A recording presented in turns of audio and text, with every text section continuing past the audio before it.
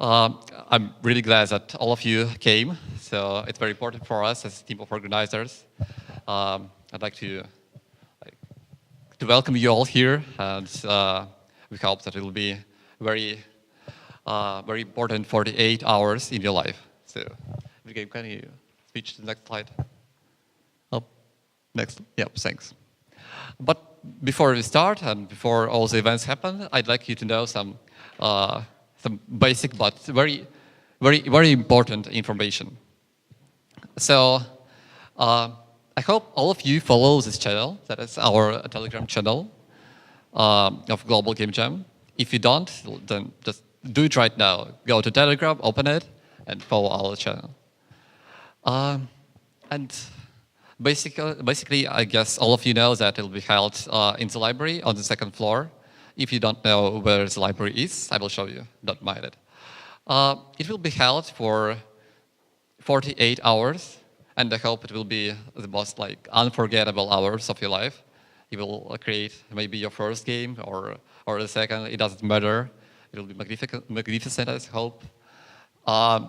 So I'd like to present you the team of organizers. Some of you know me, some of you don't. So I am Igorov. I'm currently the head of Game Dev Club in Innopolis, and also the main organizer of this event. So, yep. And here's Wilhelm Sokolov. He'll present himself. Hey folks, as you know, I'm Wilhelm. I was responsible for PR and sponsorship in this event. As you can see, there are lots of you, but there's no sponsors. Thanks for me.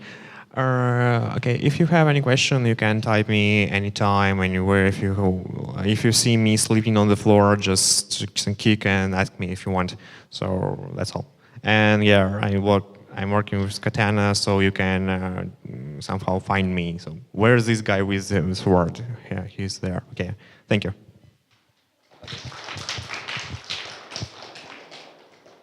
And so yeah, feel free to message us in Telegram or call us by phone anytime. We'll be available 24/7, so do it. And I'd like to present you Anton. So, Anton, introduce yourself. Welcome to the GAM, guys. I want to say is that if you have any questions, you also can ask me. Also, the most part of you, the Innopolis students, but we have some guests. And if you don't speak English, если вы не говорите по-английски, вы можете спрашивать по-русски. That's it. And just in case of any questions about the city, you also can ask us, not only about university or about event in general. So feel you free here. Okay.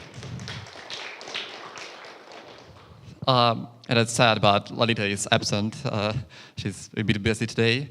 But yeah, you could also message her. She will answer everything, all of your questions. Can you switch to the next slide? Oh, okay, it works. Magnificent. Yep, and here's our agenda. I hope you all have seen it in our schedule, but nevertheless, I'd like to stress some of the things here.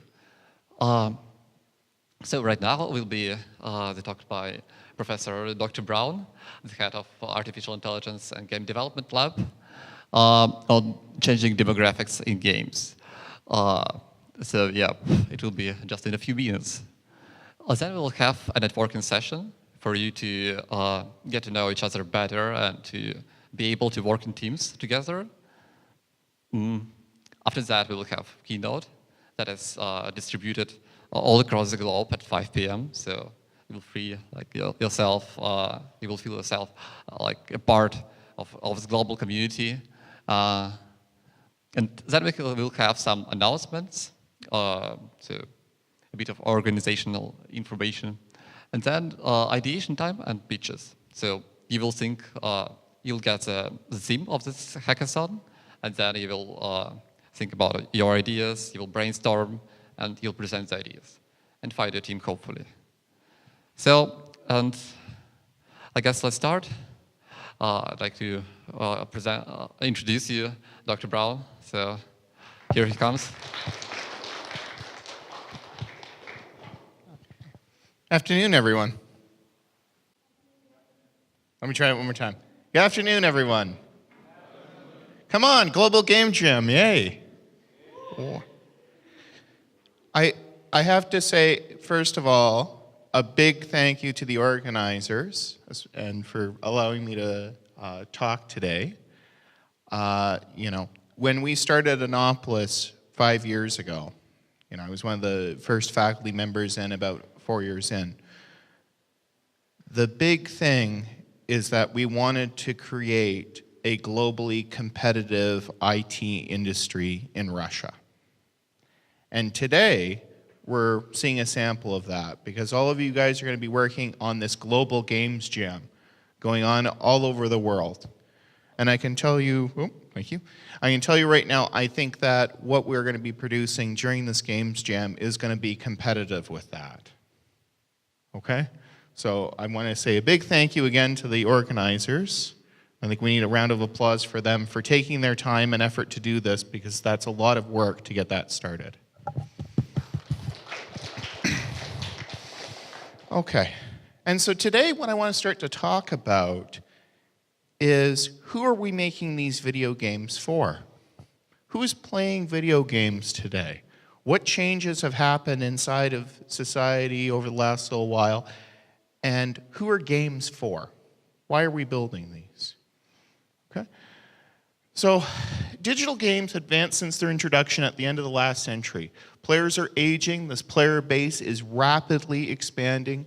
New games will need to take into account this change in the players, and new technologies move us closer to accounting for player behaviors and beliefs. So this presentation, what I want to understand is some of the changes in the demographics and in behaviors. How do we model that, and what's some of the work even here at Innopolis to understand that? So my goal today is first to look at who is the current gamer. And I don't think it's going to be who you think it is. Next, I want to introduce some of the tools of personas into modeling and understanding human beings. And finally, I want to take a look at some of the work that's happening at Innopolis here in order to understand this. In fact, Hamna is one of the people that's working on this sort of development inside of Innopolis. Okay, so to start off, this is my background. So I've been working here for quite a few years. Before, I was working in the automotive industry primarily, but I have a background, especially via my time at ITU Copenhagen, working with them inside of their games group. Okay? And some of the work that we do within our lab is on understanding these sorts of trends, to understand who is playing these games, why are they playing the games, and then how to better develop towards them. So this is understanding kind of the new media via that sort of modeling, and also building assets and generative methods that meet with these changing requirements. Okay? So who is going to play our game becomes a big question inside of the world today, and it's a changing demographic. We have a big, giant shift. And what we need to understand is, first of all, the aging player demographic. Who thinks games are just for children? Anyone? Anyone? No? Good, so we're already starting to understand it a little bit. Games have this kind of idea of, well, it's something just for kids. But this isn't really matching with the historical trend, and I'll talk about that. Players are aging, there's new demand for this media. Players are also moving into more mobile platforms. And I would say that there's three kind of major demographic groups that are out there right now within the games domain that we're looking at. One is the hardcore gamer, right? This is the person that has the system. This is the person that has the big fancy computer that wants the new thing coming out. There's your casual gamers. They're working more with mobile applications, with phones. They play for a few minutes, then put it away. And there's also a very big rejuvenation in board games. There's a lot of board game cafes coming out, time cafes, that are able to support this new type of play style. And a lot of it has to do with the transmission of kind of the Euro game demographic now into more of the North American side and around the globe. Okay? Kickstarter has also helped this quite a bit. the new technologies in order to do those types of developments. Okay? Here's just from one of my classes inside of Russia, some of the statistics on inside of Russia, what we're looking at. And you can see here that the majority of people are playing on PCs and on smartphones. Very little in the way of console gamers. Part of that has to do with the copyright issues inside of it. Part of it has to do with the cost of carrying a console. I'd rather have a universal computer or a smartphone on me. North America, this would look a lot different. Okay. So at the start, I started talking about age and play. And just to put this in perspective, I've taken all of the games here which have Mario in it, from when he first appeared in Donkey Kong all the way up to Super Mario Maker from 3 years ago. And I've asked, if you were 15 when the game came out, basically middle of the demographic market that people used to target video games for, was that 13 to 18 demographic, we would say, is the gamer. How old are you now? And we can see on the top end, we're already getting up to 52, mid-40s, 37. Okay? Gamers are aging. Gamers are aging, right? Okay? So what does this say? What do we have to start to do inside of our games to reflect these changes within the market? Okay? Here's from 2014. This is the Electronic Standards Association inside of the United States, and this was their survey of the current state of the world. And they found that 59% of the survey respondents were playing games in their lives. Okay, so nearly 60% of the population. Average game player is 31 years old, and average purchaser is 35.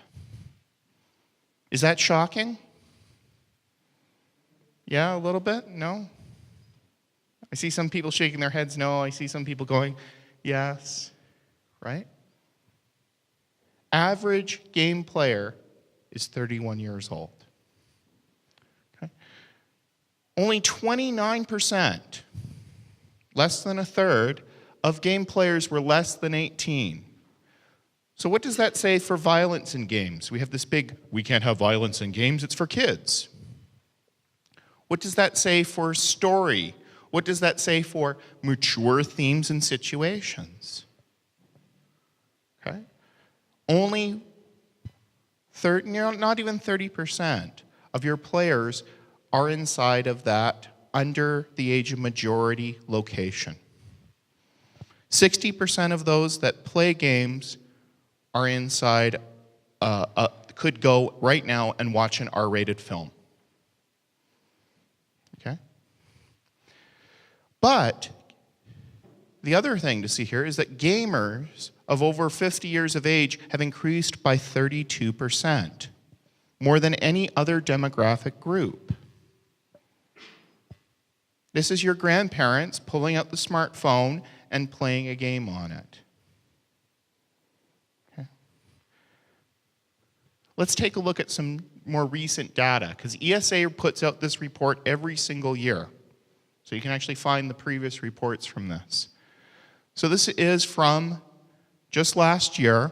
65% of respondents played games. We have an increasing demographic. Gamers, 18 and older, are now 72% of the video game population. Average gamer age, 35. So it's gone up.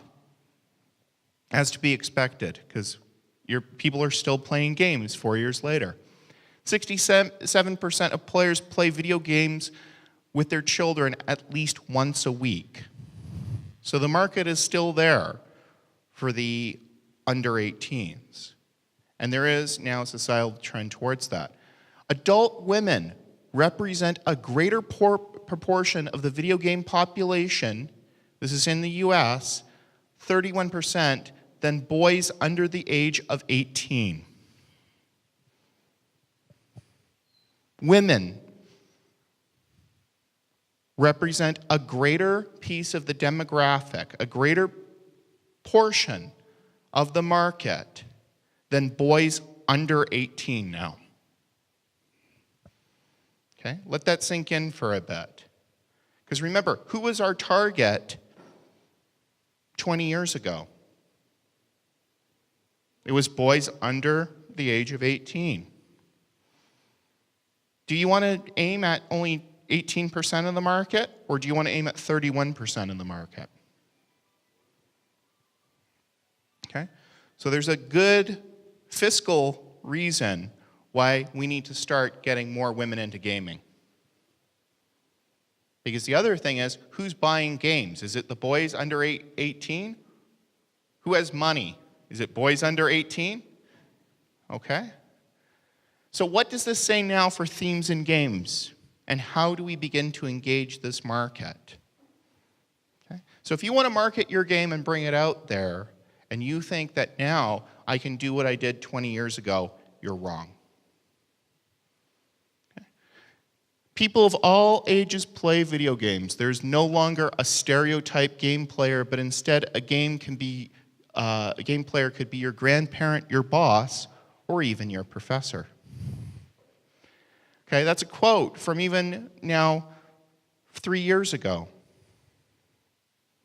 from one of these ESA studies, that they're already starting to see the demographic trends changing. Okay? And so we're ending up with more OGs, old gamers. Okay? Gamer age is steadily increasing. Because once people get into playing games, they now want to continue playing it throughout the rest of their life. It's engaging for them. And in fact, John Bates, back in 2011, scored the high score, according to the Guinness World Book of Records, for perfect games in Wii bowling. It's held by an 85-year-old man. Okay? Play is not something, play is not something just for children. And there's been a lot of research into reduction of elements of cognitive decline via games. And we need to start to think about how are we going to meet with such a market as this. And it's not just old gamers, it's also women. So remember what I said before, that there are more women right now playing games than boys under the age of 18. What are the issues here that we're going to have to deal with? How are we going to engage them with our games? And I think over the Game Jam, think about that. What are you going to do in your game to engage that market? They also say that issues of how they decided to do publishing, that is, how they did the marketing for video games, since it was targeted towards that young male audience, started to put women off of computing. Because a lot of boys went out and said, man, I want to program this video game that I love so much. And they say not as many women did this. And they believe that this actually helped contribute to the lack that we see right now of women in computing. And I think also we see now like Gamergate and all of these issues going on. Now, you don't need to be a feminist or a social justice warrior, right? Just for a second, think about your pocketbook. 31% of your market is women. If you don't appeal to them, you've just said 31% of the market I don't care about. Okay? Good luck with the other 66%, the other 2/3. Okay? We see this also, there's been a lot of arguments on kind of also pinkification during these eras. So here, this is Lego back in 1971. What do we see in their advertisement? Little boy, little girl, both playing with Lego, nice and happy, right? 1981. Nice little girl there, built something up. Okay?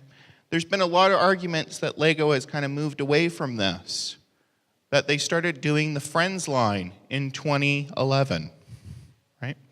Pink boxes, different figures, not as much creation. And they started still kind of advertising along the same way. Now for this marketing. Okay? We see this in a lot of things. We'll just make the pink version of it, right? How many people have been to a toy store in the last year? Okay? There's always one aisle for girls, right? What color is that aisle? Pink. Why is that aisle pink? Because pink is girlish. Why is pink girlish? Social stereotype, that's correct. And in fact, it was the inverse at one point. It was the inverse all the way up until about the 1960s. Guess what they used to dress young boys in? Pink. Do you know why they would dress young boys in pink? Because pink was manly. Just look at how manly this looks, right? Isn't that nice? Because it's light red. Yeah, see, there we got somebody there in a purple shirt, right? Oh, they're still kind of pink. Good. Pink was considered a more manly color because it was red, which is more masculine. It's darker. It's the color of blood, of anger, right? More masculine. Women should be a nice, cool, calming blue, right? And if you want evidence of this, go back and look at the Disney princesses from that era. What color does Cinderella wear?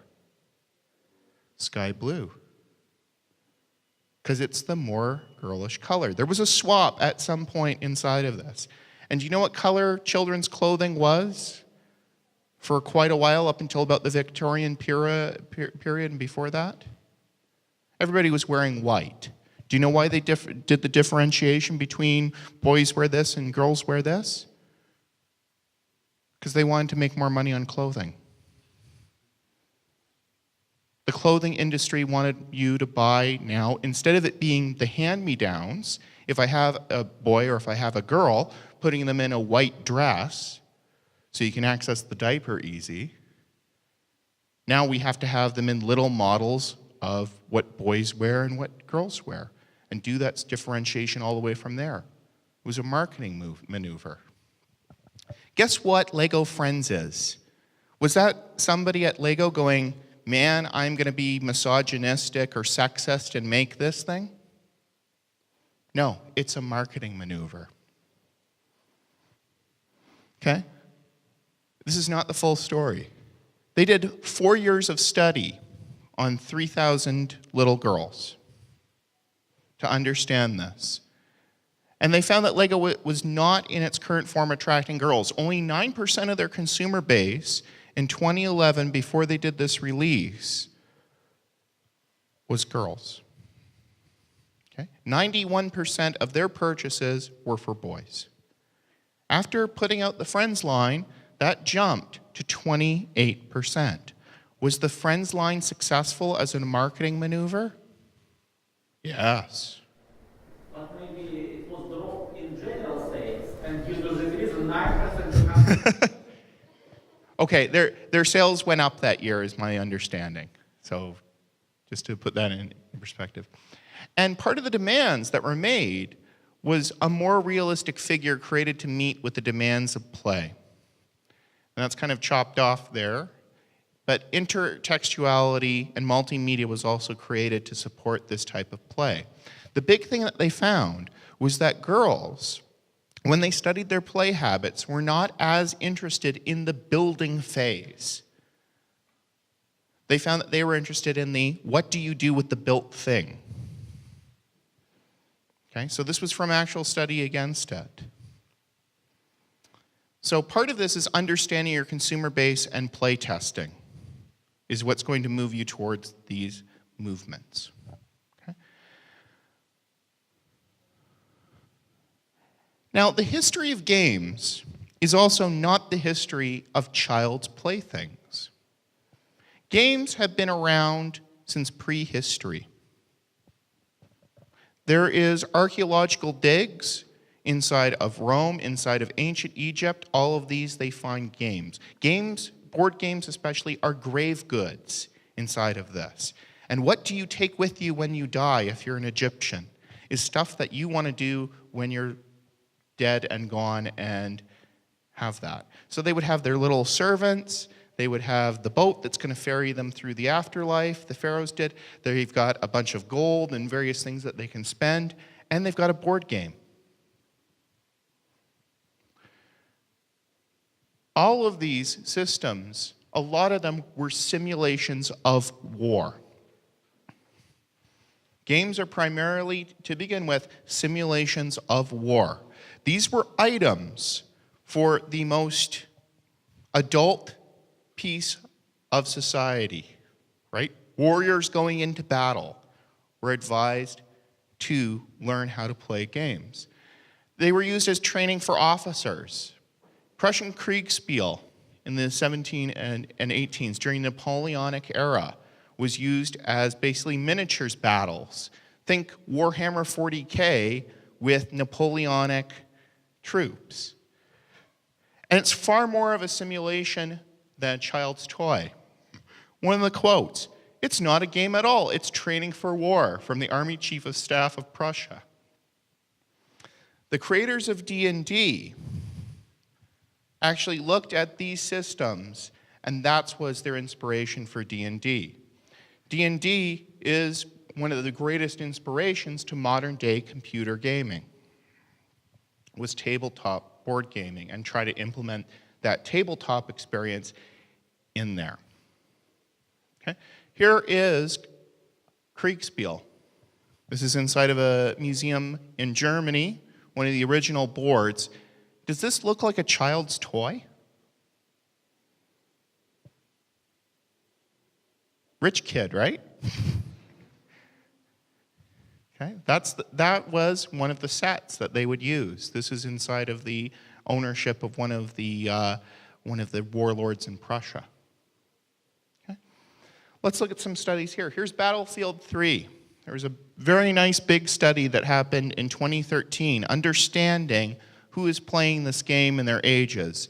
This is out of a paper, Playstyle, showing your age. And you can look, we've got over 9,366 responses from individual players looking at their gameplay statistics, a general questionnaire talking about their personality tests through here. Why do you play this game?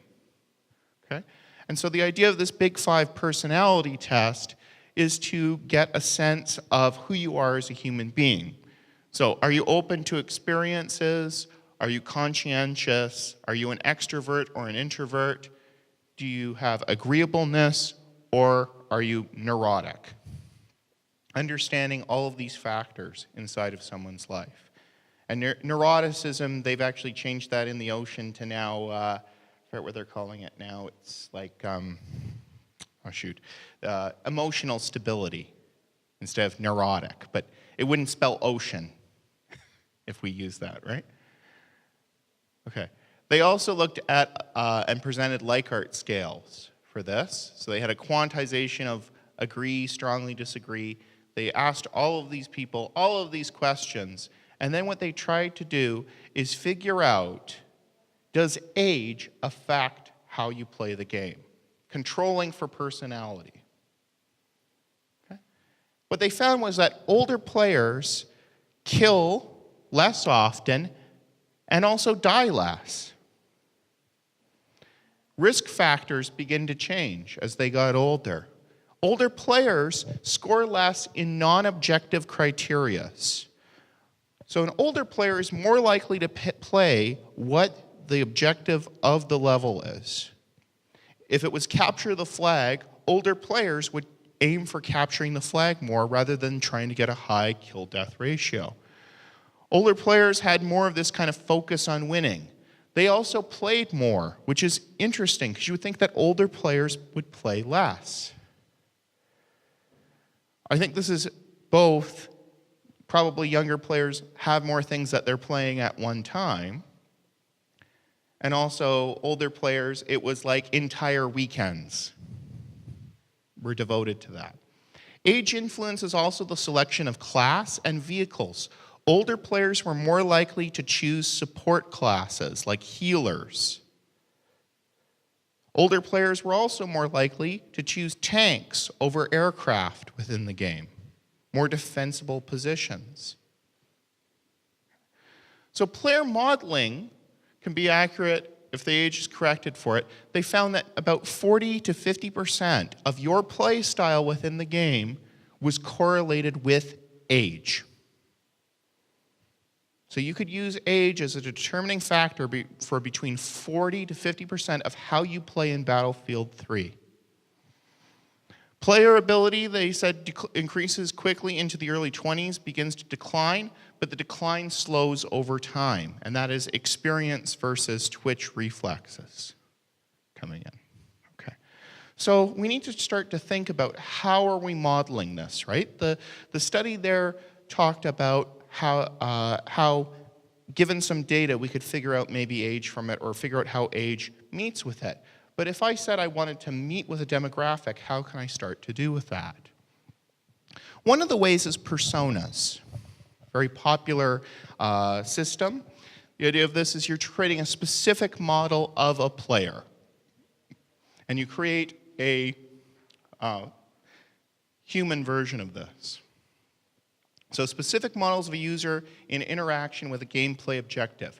So maybe we define that there's a treasure hunter, someone who sneaks through, somebody who tries to maximize their wins, somebody who rushes through a level, someone who wants to see the entire level and explore, or someone who wants to kill every type of enemy. And after creating these, that's a bit weird. See, we should have used my laptop. The only issue with a lot of these play personas, and out of this study in 2009, is that there isn't really, inside of the current work on personas, good experimental evidence that they work. A lot of it is anecdotal evidence that saying, hey, how would someone play this? It's probably not a good idea.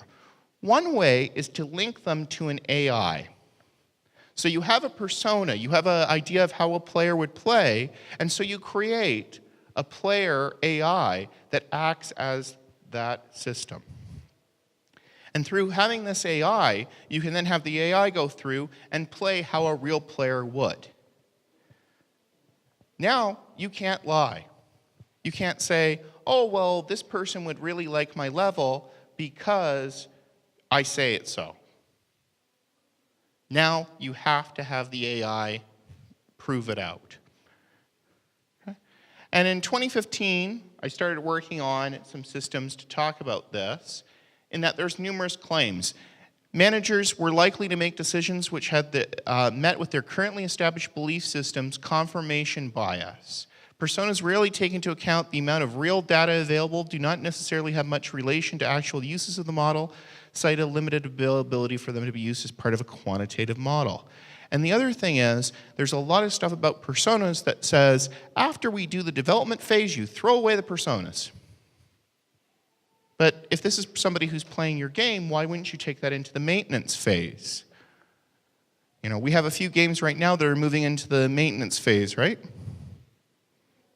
Your RIM 9000's into the maintenance phase now? Yeah? Okay. So I got this idea out of watching my mother-in-law play Contract Bridge. And in Contract Bridge, you have a 52-card deck. There's 4 players and 2 teams. Teams aim to win some tricks inside of it. And the big thing here is this very complicated bidding system. The bidding system determines how are you going to basically play this game. You have to give to the other team how you're going to make your bids. And you have to fill out this card. And this is a contract with that other team that you will bid according to this schedule. And if somebody catches you not bidding according to the schedule, do you know what happens? You lose. This is an AI for bidding.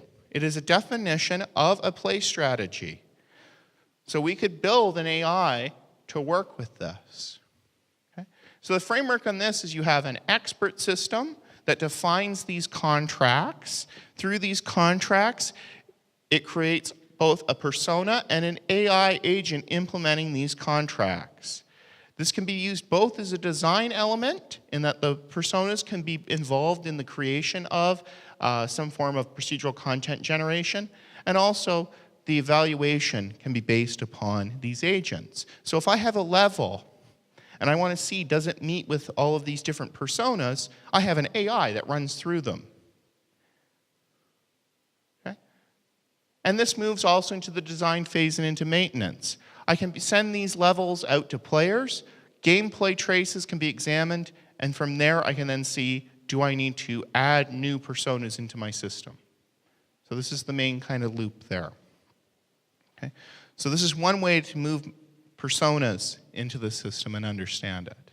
Okay? Now, I want to highlight one really cool development, and this is more Hamna's work than mine, so I'm going to beg your forgiveness if I get anything wrong, in order to highlight the current trend. Anybody familiar with this game? Guess Who? Yeah? Okay. So in Guess Who, you have two players. Each one is looking at a board with different people. This is your person, and you're trying to guess who the opponent's person is. Okay? So you might ask a question like, does your person wear a hat? And if they say no, anybody, you have to be honest. Anyone that doesn't have a hat, you flip down. If they have a hat, they stay up. If you say yes, then invert it. Okay?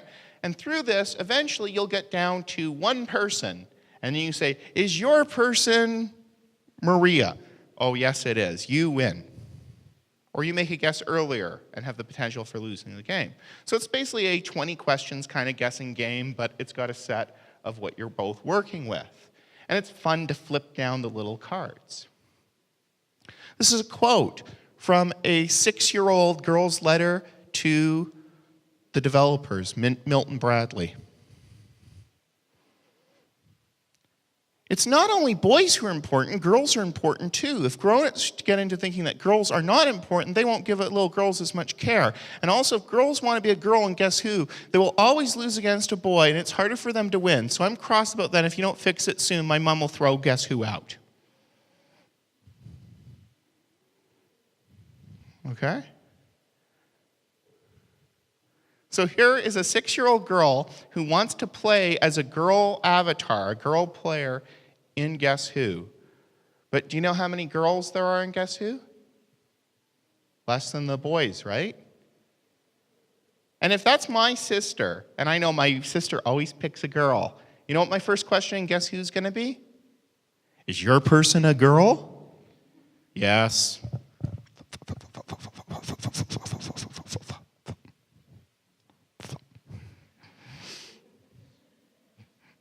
Okay? That's what they're worried about here. Now, there's an inherent issue in Guess Who, right? You have this guessing game back and forth, you know? So you have to have these discrepancies. Does your person have glasses? Are they old? Is it a girl? Each one of these is who gets eliminated. What happens if I made everything absolutely equal against every single discriminant in Guess Who? So, exact same number of boys and girls, exact same number of those wearing a hat, not wearing a hat, exact same number of those wearing glasses, not wearing glasses, exact same number of all of these criteria. We have a mathematician in the room. So the number of questions would be constant. If the number of questions are constant, who wins Guess Who? The one who asks first. Is Guess Who then fun?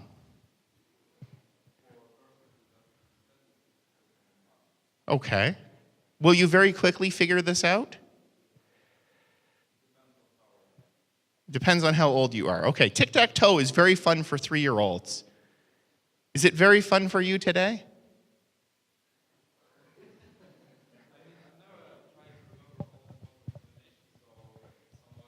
Do you ever lose at tic-tac-toe?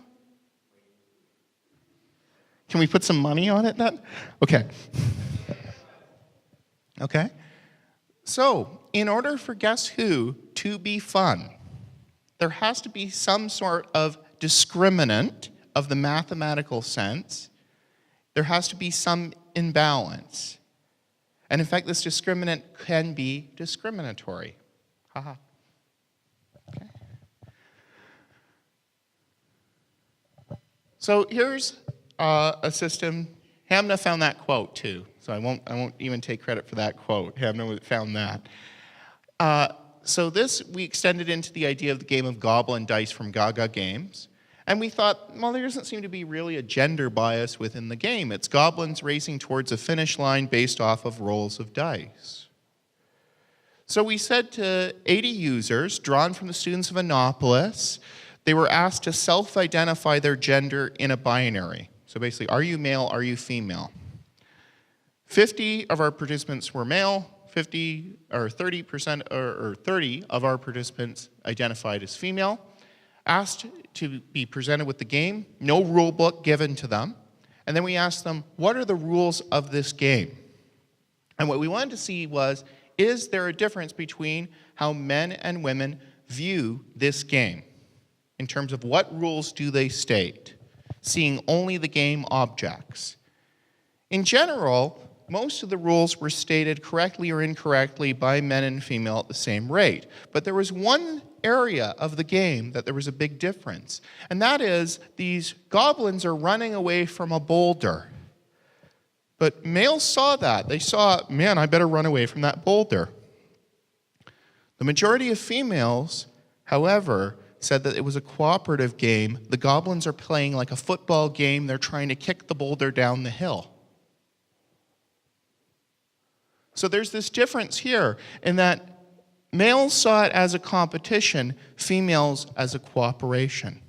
So even a game here that had no pinkification, where there was no visible bias that we could find, still had a change in the mental perceptions of it based upon gender. Okay? So this to me is very interesting. The very fact that with this Lego set, the majority of girls said, I'm not interested in just building with the Lego, I want to play with it after. I know as a little boy, the first thing I wanted to do after I built something in Lego was tear it apart and build something else in Lego. Right? That was the great part of it. It's like 100 toys because I could break it and just make a new one. Okay? And I was talking with my wife the other night, and I was mentioning this difference to her, that this is what I want to do with it. She's like, now I understand why you like Lego so much. That it's the building and not the playing with it afterwards. So there is some gender differences here. Okay. So I think today we had a good look at who is the current gamer. That is, it's changing. It's no longer boys under 18 years of age. In fact, if you said right now a gamer is a 31-year-old woman, you're on better track of knowing what the real demographic playing games is today. I introduced personas and an overview of that, and we examined some of the work by Hamna and her colleagues on this. So as you go and develop throughout the weekend, think a little bit about this. Think about who is going to play this game at the end, and why are they going to find that? And the big thing I can say to you too, if I was to take away one thing from this, is diversify who is playing your game during testing. Have different people try out your game from different genders, different places, different age groups when you do that testing, because that will help you with those demographics. Okay. So I'd like to thank once again the organization and all of you for showing up today.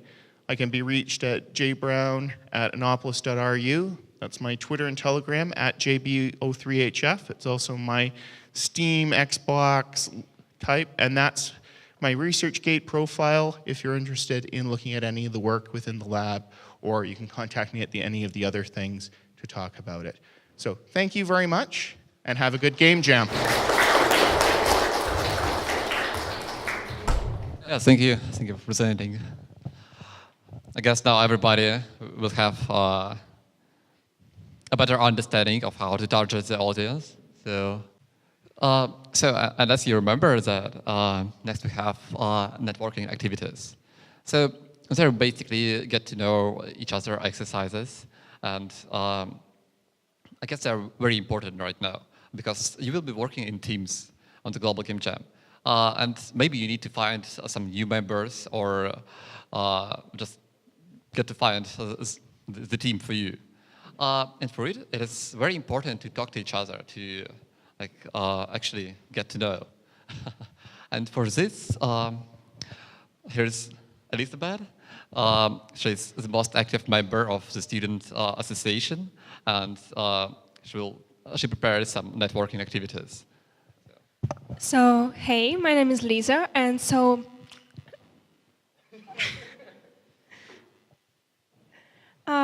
my main purpose for today is to be with all of you on the networking activities, and so I think we will meet soon in 10 minutes at the second floor of library, and I will be really glad to see all of you there. So, thank you. See you.